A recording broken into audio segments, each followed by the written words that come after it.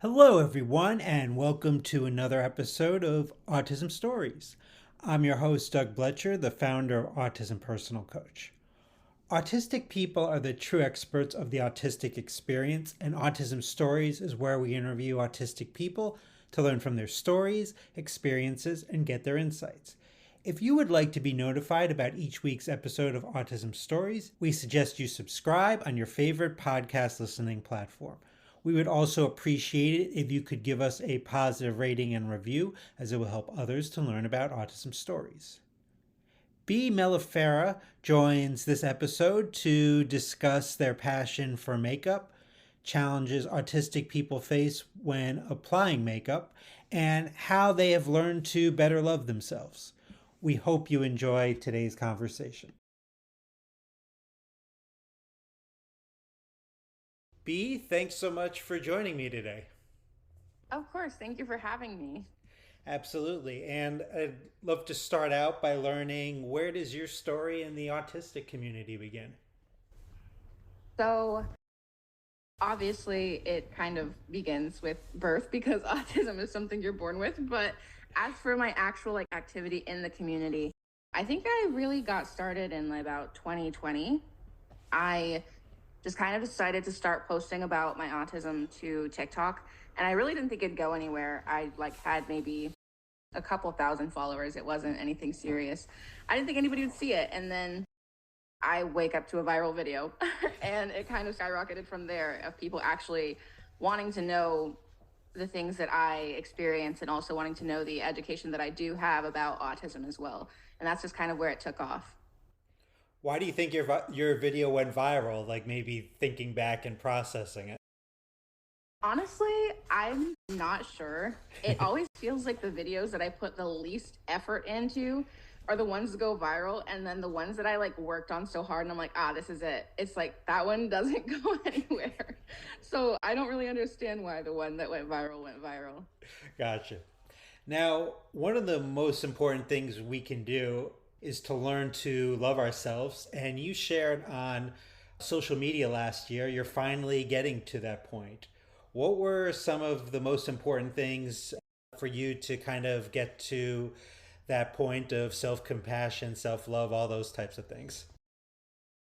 I think that for that, it was kind of a mixture of things. One was I kind of just stopped caring so much about what other people think because my whole life, before I even knew I was autistic, of course, was people constantly picking at why do you do things that way? Why do you act that way? Why do you do this when you're happy? Why do you do this when you're upset?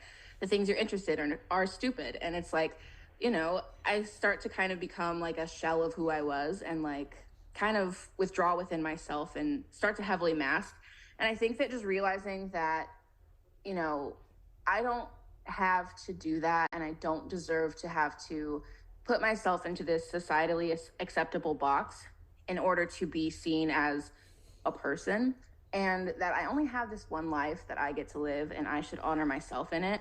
And so I just kind of decided you don't have to wait until you drop 30 pounds to wear the dress you want to wear. You don't have to wait until you have the perfect partner to go do these traveling and dates and stuff. You could just do it on your own. I just had this realization I deserve to live life for me and honor myself and stop worrying so much about other people's perception of me, that it just kind of clicked one day. And honestly, it was like looking in the mirror at somebody totally different. Like the person that I'd always looked at and was like, you're so ugly and stupid and everybody thinks so, is like, wow, what the hell have I been seeing this whole time? Because that's not what I saw anymore. And I just kind of changed my view on myself and life in general, I think. Now, I love talking to people that their passions are something I know absolutely nothing about. Um, and from what I understand, your greatest passion is makeup. So I'm excited to talk to you about that today. So, what is it about makeup that brings you so much joy?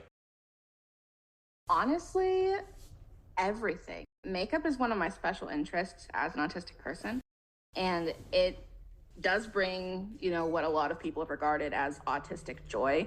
It's like that immediate, overwhelming feeling of just I don't know, this urge to stim and just be in that environment. Makeup always gave me that. And I think also for the longest time, I kind of use makeup to hide behind, hide my face and hide acne scars and hide everything else. But then it developed from that into being a creative outlet. I've created elf looks and like clown looks. And I think that it's just a really cool way to just become either a visual representation of what you feel like on the inside or what your soul looks like, or it can be something to just completely become a whole new character. And I think that's so cool because there's not really any limits to what makeup has to offer. And I just love that creative outlet and that creative freedom. So I spend probably way too much time thinking about people's different sensory needs. And I'm wondering about this in relation to makeup. What's been your process for finding out, maybe sensory wise, what's worked for you? Oh my gosh, it's been a lot of trial and error, which as an autistic person with sensory needs, it's like just basically trial and error and being able to find out what works and what doesn't. Like, for example, I hate sticky glosses.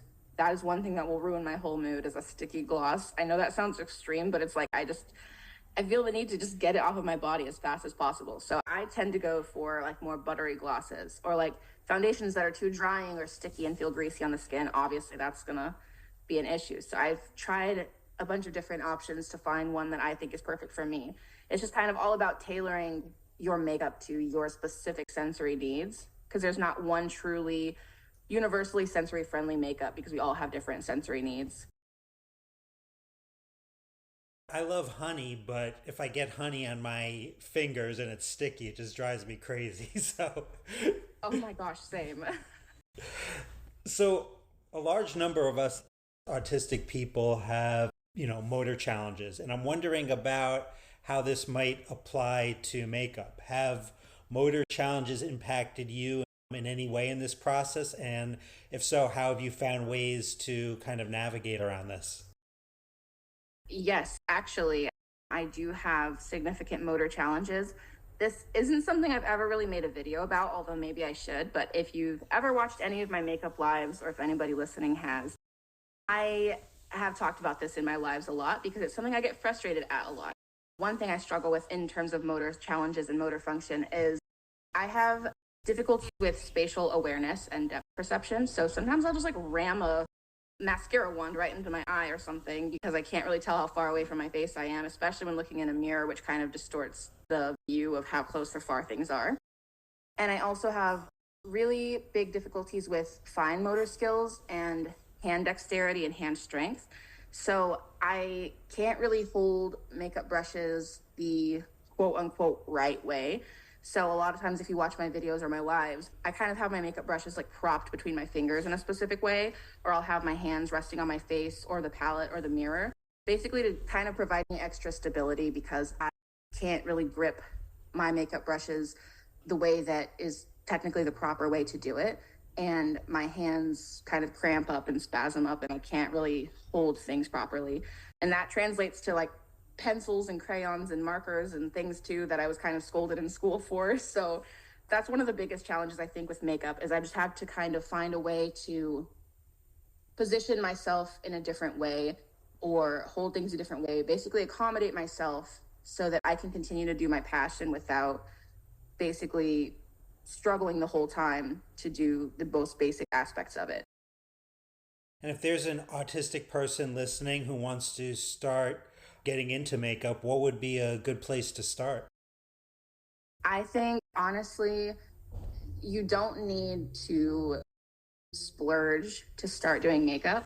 I think that you could find something as simple as, a $20 makeup kit on Amazon for like makeup artists and just kind of get started on yourself and practice, practice, practice. Never be afraid to just do anything that you think you could do because even if it's the most complicated look and you're like, oh, I'm just a beginner, that would turn out like crap. It's like we were all beginners sometime. We were all beginners one day.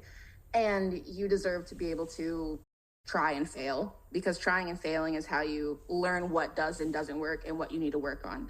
And I think that you should just be able to dive right in and do whatever makes your heart happy. You touched on this a little bit earlier, but something really fun that you do is design fantasy characters through art and makeup. What are some of the, I've seen many of them on social media, but what are some of the characters that you've created? I love that question. So I have kind of created various different fantasy looks, as you said. And some of them are like one of my favorites that I was doing for a while is I was getting these clown cups because I have a really huge like thing for clowns. It's one of my special interests that I never talk about. Is I was getting these clown cups and I was matching my face makeup to the clown cup, and it was like a little series I was doing for a while. Or, I had this like rainbow clown fairy that I created, and that one was really popular. I also have done various different versions of clowns as well. You can tell clowns are kind of the key factor, I think. But it's mainly either different kind of clown makeups or fairy makeups. Those are kind of my favorite to do, or horror makeups in general. I did a Chucky makeup once, but I just love to bring characters to life in general. I used to be a really big Chucky fan, so I need to see that. Oh my gosh. Chucky is one of my special interests too. I'm obsessed. I will have to send you that after the interview. There must be something seriously wrong with me because I always thought Chucky was cute and adorable. I do too. I've literally said there's a specific Chucky doll I want, and I've literally said if I get that Chucky doll, I will be carrying it with me everywhere. I will be insufferable. It's gonna be like my plus one everywhere I go. So I'm interested about the clowns. It seems like people it's a love or a hate. People definitely have very strong opinions about clowns. Why the love for you? I honestly don't know. Nothing really stands out in terms of like a memorable event. I just have always been drawn to clowns. Like, I have always been so confused because I've had friends who have had like clown phobias, and I'm just like, they're so cute and silly. How could you be scared of this guy? Like, I understand like it or something like that, but then you see these cute little clowns, and it's like, no, there's no way you think this is scary. Like, I can't wrap my head around it because I have such a passion for them. Like, I have clown decor in my home. It's it's excessive. And lastly, how can our listeners learn more about you beyond this interview? Honestly, following me on any of my socials, I'm at Goddess of Bees on both Instagram and TikTok. I don't really post to YouTube and I don't really post to Twitter. Those are the main places where I post and talk about my experiences, autism, makeup, and like I've also tried to open up more about my life in general because for the longest my content was mostly just strictly autism. I've kind of started to gear more towards personal information and also makeup and my creativity and my experiences in life in general.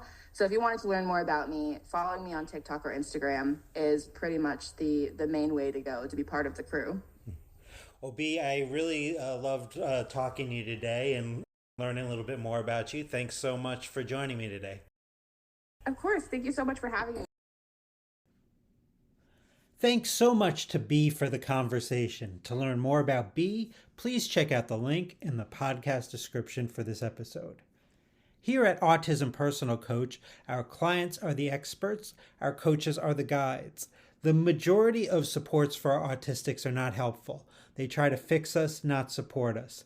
That's why many are confused when we say our clients are the experts of their lived experience. Our clients are the experts for what's worked for them and about the things that they need and want in their lives. Our coaches first listen to our clients, then ask thoughtful questions, offer resources, and strategize with our clients so they can get what they need to thrive. Would you want a guide in your life to coach you to get you the things you desire? If so, then visit autismpersonalcoach.com for more information. I hope you enjoyed this episode of Autism Stories, and if you did, if you could tell a friend, foe, or anyone you know about it so they could have the same enjoyable and educational experience as you when listening to Autism Stories, it would be very much appreciated. Till next time, I'm Doug Bletcher of Autism Personal Coach. Talk to you then.